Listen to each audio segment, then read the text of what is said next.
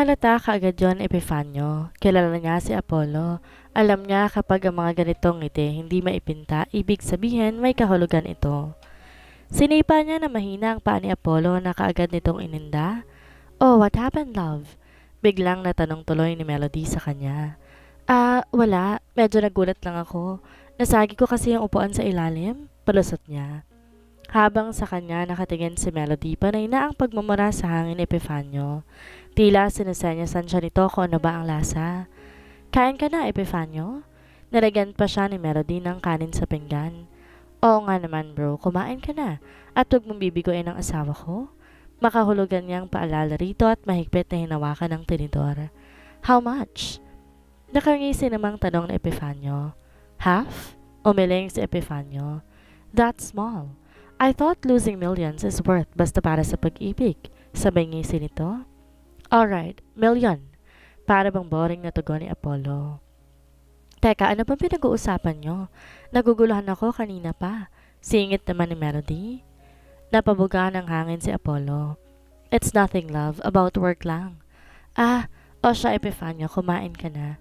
"Ako matatapos na rin akong kumain. Ikaw, love, tapos na?" Sabay tingin ni Melody sa pinggan ni Apollo. "Tapos na rin talaga ako. Mabilis akong babusog lalo na kapag may sabaw." Palusot niya sabay tingin kay Epifanio na mag-umpisa na itong sumubo. Para tong naging itsurang multo dahil sa putla. Nanigasto na tila isang bato at tumingin kay Melody tsaka ngumiti na para bang natatae. Gustong humagalpak ng tawa ni Apollo pero pinipigilan niya ang kanyang sarili. "This is fucking worth it?" Nasambit nito sabay tingin sa kanya. "I told you." Tugon naman ni Apollo habang mahinang tumatawa. "O diba masarap? Nakakagana lalo tuloy kumain." Komento pa ni Melody. Sobrang sarap." Dagdag pa ni Epifanio sabay nag-okay. Sign pa ito bago lumunok nang wala man lang paguyang naganap, katulad ng ginawa ni Apollo kanina. Matapos kumain, nagkabayaran na silang dalawa. "Ano ba kasing nangyari at sinigang na itlog ang ulam ninyo?" Parang naduduwal pa rin si Epifanio hanggang ngayon. Pagkaalis ni Melody, talagang dumiretso siya sa comfort room at doon isinuka lahat ng kinain. "Hindi ko rin alam eh. Kanina ngang umaga pagkagising niya sumusuka siya. Tapos tinanong ko kung anong gusto niyang kainin, yun ang sinabi niya. Nung una nagtaka rin ako pero niluto ko pa rin kasi umiiyak siya eh." Nakapumulsang tugon naman ni Apollo. Kasalukuyan silang malapit sa pool area. Mas pinili niya munang wag silang pumasok ni Melody dahil sa tingin niya hindi maganda ang pakiramdam nito. Matapos ng kumain, umakyat na ito sa kanilang kwarto at natulog ulit. "Mukhang pinaparusahan ka na dahil sa mga pagkakamali mo. Wag naman sanang mabaliw si Melody." Natatawang biro ni Epifanio. "Tsaka ano bang amoy yun?" Tsaka suminghot-singhot ito sa ere. Inamoy ni Apollo ang kanyang sarili at saka siya napabuntong hininga. Alam niya kung anong naaamoy ng kaibigan, pero kung sasabihin naman niya, ipakapagtawanan lamang siya nito. Dakilang mapang-asar pa naman ito. "Wala naman ako naaamoy." "Meron nga. Kanina ko pa naaamoy yun eh. Di naman mabaho, hindi rin mabango, pero magara eh. Bago lang sa pang-amoy ko." "Wala nga sabi." "Sige na, umuwi ka na sa bahay mo." Tumayo siya at tinila niya rin si Epifanio patayo kaya nadikit ito sa kanya. Nagulat siya nang biglang amoyin ni Epifanio ang kanyang damit, kaya natulak nito ng bahagya. "Fuck, are you gay?" Asik niya rito. "Gago, hindi ako bakla. Ikaw pa rin naaamoy ko eh." Sabay umupo ulit ito. "What is that kind of perfume? Bagong labas ba yan? Kasi kung bagong labas yan, tangina never kong bibilin yan." Naupo naman ulit si Apollo. "It's not perfume. It's feminine wash." Nahihiya niyang tugon. Sandali namang natahimik si Epifanio at napatitig kay Apollo. "Yung para sa ano ng babae?" Nauutal nitong tanong. Tumango si Apollo at sabay silang napatitig sa gitna ng pool. Para bang kapwa sila nahihiya at tila naapakan ang kanilang pagkalalaki. "Kailan pa?" Nauutal na tanong muli ni Epifanio. "Since last week." "Bakit di mo kaagad sinabi sa akin?" Tumingin si Epifanio kay Apollo. "Matatanggap naman kita dahil kaibigan kita. Ang di ko lang matanggap ay yung naglihim ka." Napakunot ng noo si Apollo at napatingin na rin kay Epifanio. Teka nga, anong ibig mong sabihin? Ito naman na nag-iwas ng tingin. Bro, Apollo, wag mo nang sibukang itago pa. Ito na nga oh, inamin mo na. Inamin ko na? Nabakla ka. Tanggap naman kita. Alam mo yan. Ano? Teka nga, are you fucking kidding me? Hindi ako bakla. Sabay hampas niya sa balikat nito. Sino naman nagsabi sa'yo? Kakaamin mo lang, no? Ang sabi mo, that's feminine wash. Napakagulo mo. Ano, bakla ka ba o hindi? Hindi. Damn you. We, parang di pa naniniwala si Epifanio at inaasar pa siya. Bakit ka gumagamit ng feminine wash? Hindi talaga. Kaya lang talaga ako gumagamit nun dahil kay Melody. Ginagamit ko yun pang ligo, pang shampoo at pang sabon. She loves that smell. She hates my smell, my perfume. Naalala mo nung pinatapon ko mga gamit ko? Yon ang unang araw. Nagalit siya, umiyak dahil ang baho-baho ko raw. Tsaka napahilot sa sariling sentido si Apollo. Bro, congratulations! Sa halip ay sambit ni Epifanio, tsaka parang maiiyak habang nakatayo at pumalakpak. Congratulations? For what? Naguguluhang tanong niya. You are certified takosa, takot sa asawa. Tsaka humagalpak ito ng tawa. Ah, ganon. Tumayo rin si Apollo at walang hirap na kinaladkad si Epifanio patungo sa gilid ng pool. Teka sandali, saan mo ko dadalhin? At tinulak niya ito roon. Kapag nagkaroon ka na ng asawa, maiintindihan mo rin ako. Natatawang sambit ni Apollo. Loko ka? Ang lamig! Tsaka kapag nagkaroon ako ng asawa, siyang pasusunulin ko? Well, let's see. Oh Grace, narinig mo naman ang sinabi ng Epifanio, di ba? Biglang sambit niya na makita si Grace na naroon at kadarating lamang ng bahay, hawak ang tray na may lamang juice. Napayuko naman si Grace sa katumango dahil para sa kanya amo niya pa rin si Apollo at labas siya sa biruan ng dalawang magkaibigan. Pero lihim siyang naiinis dahil sa kanyang narinig. Aakala pa naman niya nagkakaintindihan na sila at handa siyang sundin Epifanio pero mukhang mali ang akala niya. She heard everything, Epifanio? No, biro lang naman yun. Siraulo ka talaga, Apollo. Saka lumangoy si Epifanio patungo sa gilid ng pool. Ngumisi si Apollo. Good luck! Sabay naglakad na siya papasok ng mansyon. Kapag dumating na ang panahon na mag-asawa si Epifanio, titiyakin niyang aasarin niya ito tulad ng ginagawa nito sa kanya. Aakala yata ng kaibigan niyang to ganun lang kadali ang magmahal at mag-asawa. Hindi nito alam na wala siyang magagawa, kundi sundin na magiging kasama sa buhay, ang magiging asawa. Kapag tinamaan ka talaga ng pag-ibig, your life will change. Nakangiting inayusan at sinuklay ni Melody ang kasambahay na si Hope. Gustong-gusto niyang hawakan ang buhok nitong kulay black-brown na aalon-alon. Napakakintab at masarap hawakan. Tapos na po ba kayo? Naiilang na tanong ni Hope. Ang totoo, ilang minuto lang nakakalipas at paulit-ulit lamang siyang sinusuklay ni Melody. Hindi niya alam kung bakit. Pakiramdam niya tuloy sa mga nagdaang araw, mukha siyang bruha kung kaya't sinusuklay niya nito ngayon. Don't worry, Hope. I already told Milandro na magpapatulong ako mag-ayos dito sa loob ng kwarto. Tugon ni Melody habang sinusuklay pa rin si Hope. Ayos lang po ba yun? Wala naman po kasi tayong ginagawa eh. Hindi po ako sanay. Sabay kamot ito sa sentido. Oo, okay lang yon. At saka, gustong-gusto ko kasing hawakan ng maganda mong buhok. Sobrang natutuwa ako. Alanganin na lamang ng umiti si Hope habang kitang-kita niya sa salamin ang malawak ng ngiti ni Melody. Napaka-sweet nito, napaka-caring. Sobrang swerte ni Sir Apollo dahil nakilala nito si Miss Melody. Talagang bagay na bagay sila sa isa't isa. Kapag nagkaanak ako ng babae, gusto ko ganito rin ang buhok niya, katulad ng sayo. Dagdag pa nito. Napakapit si Hope sa kanyang suot na damit. Nagbanggit na naman ito ng salitang anak at hindi niya mapigilan ng hindi maapektuhan. Gusto niya rin tong bigkasin pero para sa sarili niya, anak ko. Pwede mo po ba ako kwentuhan tungkol sa pagiging isang ina? Namimiss ko na kasi si nanay, pagdadahilan niya. Alam niyang open naman si Melody at gustong-gusto nito na magkwento kaya hindi ganon ka-personal para dito ang gusto niyang mangyari. Hindi na rin kasi mapigilan pang magtanong. She wanted to know how it felt. Sa totoo lang, hindi madaling maging isang ina. Mahirap magbuntis, maraming pagbabagong mangyayari sa katawan mo, nakakasira ng mental health, halo-halo eh. Pero lahat ng sacrifices na ginawa ko bilang isang ina, sulit na sulit nang mailabas ko silang malusog at ligtas. Bumakas sa boses ni Melody ang pagkalungkot, saka mabait na ngumiti. Kaso may mga bagay talaga na hindi natin alam na mangyayari. Mga pangyayaring di naman natin gusto pero wala tayong magawa. Kasi sino ba naman tayo para questionin ang nangyayari sa buhay natin, di ba? Napatango si Hope. Nakaka-relate siya sa sinasabi ni Melody. Hindi niya mawari kung bakit pakiramdam niya kapwa sila nasasaktan. Gayong nanganak naman to ng maayos at nakasama pang lumaki hindi tulad niya. Di man lang niya nakita ang kanyang anak. Kaya kapag naging isang ganap na ina ka na, palagi mong tatandaan na lahat ng pagsubok kakayanin mo. Basta para sa anak mo. Siya ang lahat. Siya ang magiging mundo mo.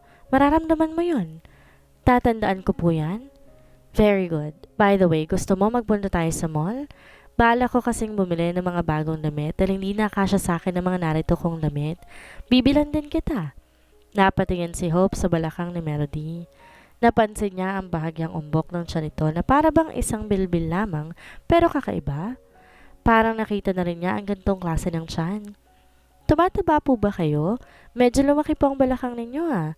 Walang preno niyang sambit dito, sabay tinakpan ng bibig niya na siyang kinatawa ni Melody. Sorry po, Miss Melody. Nabigla lang ako. Nahihiyang paghingi ng tawad. That's okay. I love your honesty and yes, tumataba ako. Ang sasarap kasi ng mga pagkain dito sa mansyon, lalo na yung nilutong sinigang na itlog na niluto ni Apollo. Pati pala panlasa niyo po parang naging weird, no? Alam niyo po sa pagkakaalam ko, kapag ang isang babae ay may mga unique smell at taste ay may kahulugan po. Ganyan daw po kadalasan ang sintomas sa isang buntis. Naranasan niya na kasi ito noon. Nanlaki ang mga mata ni Hope dahil sa kanyang sinambit, habang napatigil naman si Melody sa kanyang ginagawa at nagkatinginan sila sa pamamagitan ng salamin. Bumilis ang tibok ng kanyang puso sa hindi niya malamang dahilan. Who's pregnant? Sinong buntis? Sabay silang napatingin sa dalawang lalaki na nagsalita. Mas lalo nanlaki ang kanilang mga mata na makitang narito si Apollo at Luhan. Muling nagkatinginan si Hope at Melody, sa kapilit na ikinalma ni Melody ang kanyang sarili. Napatingin naman si Apollo kay Luhan na may halong pagtataka. Bakit pati ito'y nagtanong kung sinong buntis? As far as he knows, hindi naman to nakikialam sa kanyang problema pagdating sa personal na buhay niya. Bakit nandito ka pa, love? Ang akala ko pupunta ka ng site ngayong araw. Alanganin pang umiti si Melody at ibinaba ang suklay na hawak. Naglakad si Apollo papalapit sa kanya. You can go now, sambit niya kay Hope. Tumango naman to at saka dali-daling tumayo at lumabas ng kwarto habang nakayuko. Hindi malaman ni Hope kung anong gagawin. Kusang tumulo ang kanyang mga luha. Palagi na lamang ganitong gulo ang kanyang dala, kundi gulo ay isa na namang problema. Napakatabil kasi ng kanyang dila. Ang di niya alam sinundan siya ni Luhan hanggang sa kanyang kwarto at nagulat siya nang akmang isasarado niya ng pinto ay biglang pumigil dito at mabilis na pumasok din si Luhan. Nanlalaki ang kanyang mga mata, agad pinunasan ng kanyang pisngi na basa ng luha. Ano pong ginagawa mo rito?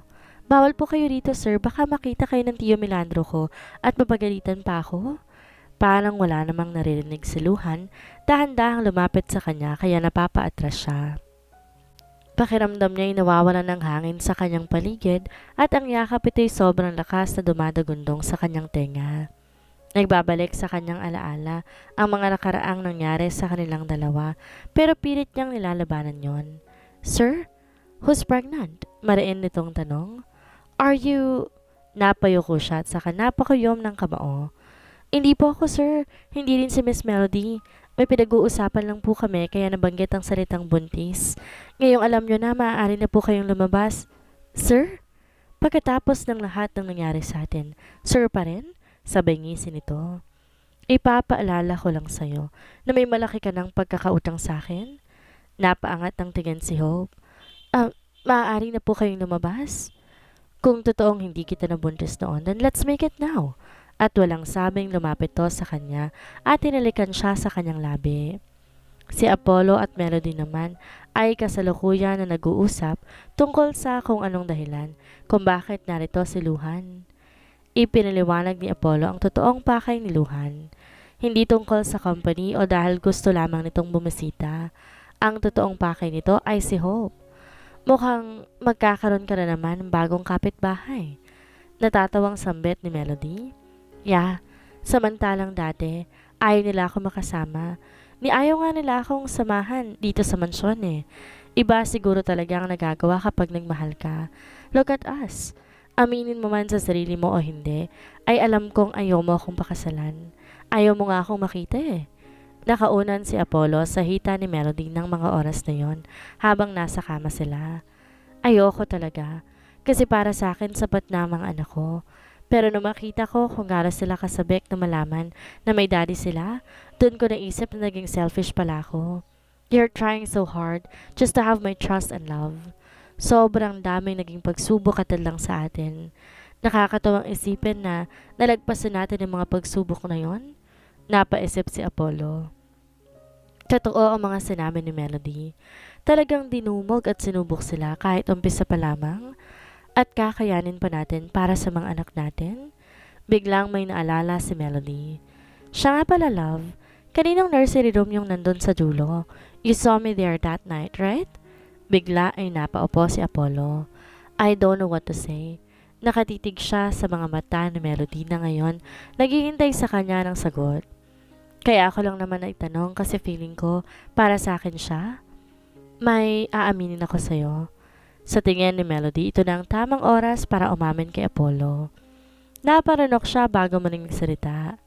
Triplets talaga ang anak ko, Apollo, pero namatay ang isa. Alam na yon ni Apollo pero hindi niya mawari kung bakit mas masakit ito na manggaling kay Melody. A baby girl who saved her two brothers. I named her Lilian. Nagsimulang tumulo ang luha ni Melody. Kailangan na tanggalin siya kasi nagkaroon siya ng problema sa loob ko at madadamay o maaaring malason si Lexus at Livin kung hindi siya tatanggalin, paliwanag niya. Mabilis na niyakap ni Apollo ang asawa habang umiiyak, habang di niya pa rin mapigilan ang sarili na umiyak. Ramdam na ramdam niya ngayon kay Melody ang sakit at pangungulila. Nasasaktan siya na hindi man lamang niya ito nakita at hindi man lang niya nabayaran. Nadamayan si Melody ng mga oras na yon, kaya takot na takot sa ospital. Naalala ko lahat ng nangyari simula sa balitang yumanig sa mundo ko noong mga panahon na yon. Hinimas ni Melody ang kanyang tiyan, kaya ako mapapansin mo, may hiwa din ako dito sa tiyan, ay dahil sa C-section ko. Pero hindi naman gaanong kahalata. Ito na lamang ang natitirang alaala ko na makakasama ko siya habang buhay. Hindi ko yun masyadong pansin dahil maliit lang ang hiwa at hindi masyado nagpeklat ang tahing ginawa sa kanya.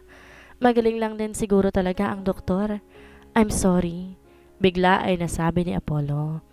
I'm sorry kasi wala ako sa tabi mo ng mga oras na yon. I'm sorry kasi mag-isa mong hinarap ang mga masasakit na pangyayaring yon. I'm sorry, love. Paulit-ulit na sambit ni Apollo dahil nakakaramdam siya ng konsensya. Pakiramdam ni Melody, sobrang mahal na mahal siya ni Apollo para damayan siya sa ganito at halos umiyak din ito habang yakap-yakap siya. Hindi mo naman kasalanan eh. At isa pa kahit masakit, tanggap ko naman na. Tanggap ko nang wala na siya at isa na siyang anghel na nagbabantay sa akin, sa amin ng mga kapatid niya. Humiwalay si Apollo sa pagkakayakap kay Melody at tinignan to sa mga mata. Pinunasan niya ang masamang pisngi nito. Tsaka siya marahang umiti. He's now looking at his wife like the most beautiful woman in the world and Melody felt that. Now I understand. That room is for you. Twin suggested to me but I didn't know the reason why. Pagsisinungaling niya. I thought they expected a little sister. Natawa si Melody. Nag-e-expect ba sila o baka naman ikaw? Ako rin syempre. But going back, can I see her? Isabay na lamang din sa pagbisita natin kay mommy bukas. It's her death anniversary. Ipapakilala ko sa kanya ang pinakamamahal kong babae sa buhay ko ngayon. Sabay hinga siya sa pisngi ni Melody. Nagsimula naman muli na tumulo ang luha ni Apollo. Napaawang ang labi ni Melody, saka mahigpit na niyakap si Apollo. Of course, love, bibisitahin natin siya. He's now looking at his wife like the most beautiful woman in the world, and Melody felt that. Now I understand. That room is for you. The twins suggested to me, but I didn't know the reason why. I thought they expected a little sister. Ako rin, syempre. It's her death anniversary. Ipapakilala ko sa kanya ang pinakamamahal kong babae sa buhay ko ngayon. Nagsimulang muling tumulo ang luha ni Apollo. Napaawang ang labi ni Melody at saka mahigpit na niyakap si Apollo. Of course, love. Bibisitahin natin siya. Ipapakilala ko rin kay Lenyan ang lalaki ng mahal sa akin at tumanggap sa akin kung sino ko at anong nakaraan ko. Apollo kissed her lips softly.